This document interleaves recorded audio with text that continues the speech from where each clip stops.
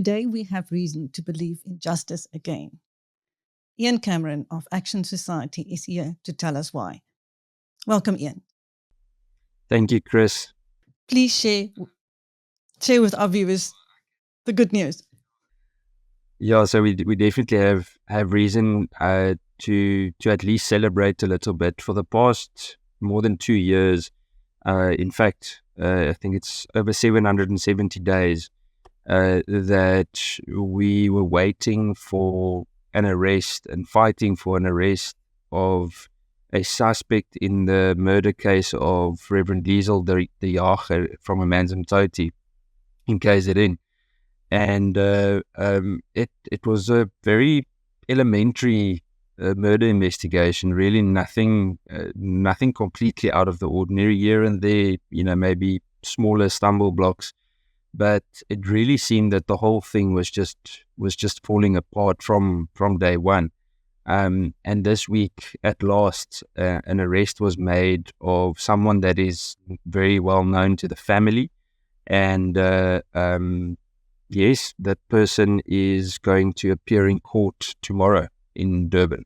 Well, Ian, you had to force an investigation in this case. What all did you do to bring this about? Yeah, I think by the end of last week, our team, along with Liezel de Jager's father, had launched very close, if not more than 200 inquiries or communiques to the South African Police Service, whether it was to the original detective, the detective branch commander, the provincial office of the South African Police Service. Obviously, before province, we spoke to the district, and then we also went to national level. We reached out to National Inspectorate in May already, with no real action from them. And it actually led to us having to exhaust all of our remedies. And just a few weeks ago, we launched a court application. Sorry. So just a few weeks ago, we launched a court application to actually force the police to appoint a competent investigation team on the specific matter. And we are actually told that wasn't the reason for the change in approach. About just over 2 weeks ago, we were contacted by the cold case unit from the South African Police Service, the national office, and they shared with us that they have taken over the docket, and whether we are willing to also share what we have and know with them, which we obviously did. And I must say, they did more work in less than 2 weeks, even maybe less than 2 weeks, than the original investigator did in 2 years. And I must really commend them. It really makes me proud to still see that we've got South African Police Service members of this caliber working in that uniform. And yeah, so that basically started just over 2 weeks ago when they reached out. They then started working on the investigation. They obviously went to KZN. There's a whole lot of work that we can't speak of yet that was done. And then this past Thursday morning, throughout the very, very early hours of the morning, they took him into custody in Bloemfontein, from where he was then, held by the South African Police Service in custody, obviously questioned, etc.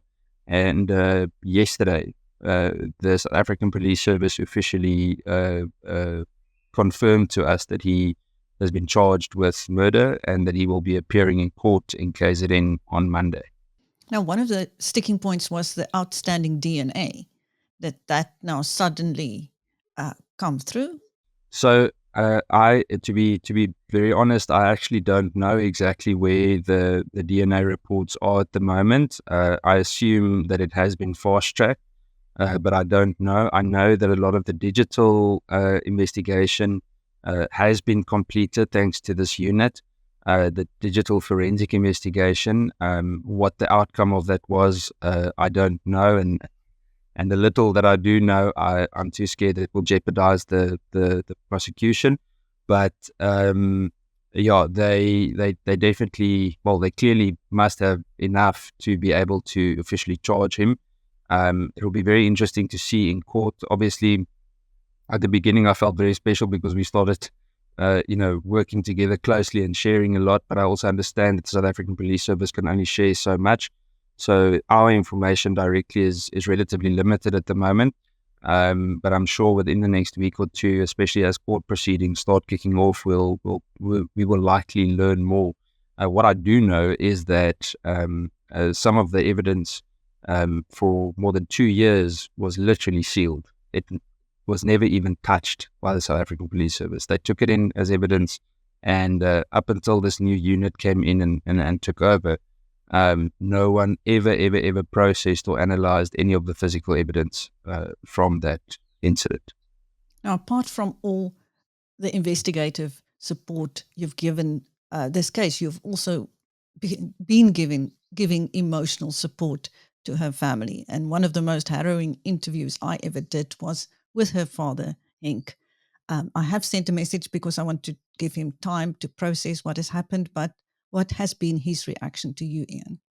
Yeah, first of all, I would just like to say the most inspiring people to me. I've never worked with a case that was such an incredible struggle. I've never, ever struggled so much to get an arrest with something like this. It was just mind-boggling to see how difficult it was. And it astounded me how Henk and Salome, his wife, just never, ever stopped. Every time I call him, I say to him, Henk, we just got to keep going. And he says, we've got no other choice. And he just keeps pushing. Every time I speak with him and I say, maybe not, such good news. We're struggling with this now. We're struggling with that. He just says, don't worry, we'll keep going. And I just want to honor them for being so just relentless in their efforts to keep going. Emotionally, I'm no psychologist, I'm no counselor, but obviously because it almost feels like we've become family. I said to Henk, it feels like he's my surrogate father. And I said to him the day before yesterday when we were together in Joburg, I think it really is, it's time for him to also just rest a little bit. And he said to me that he feels that it's time for him to mourn the death of his daughter. And yeah, it really struck me. I was just actually a bit dumbfounded by the way that it suddenly hit him. And I'm not surprised because I think he was in protection mode the whole time. And he was in Henk's police mode. He was a cop for many, many years. He was an extremely experienced police officer. And I think he's been in police officer mode for his family up until now. And I think the fact that an arrest has been made and that a charge is actually happening and that someone is going to appear in court, I think it's a very big relief. He says from all the mixture of emotions that he was feeling, he says the most important one is likely the feeling of relief.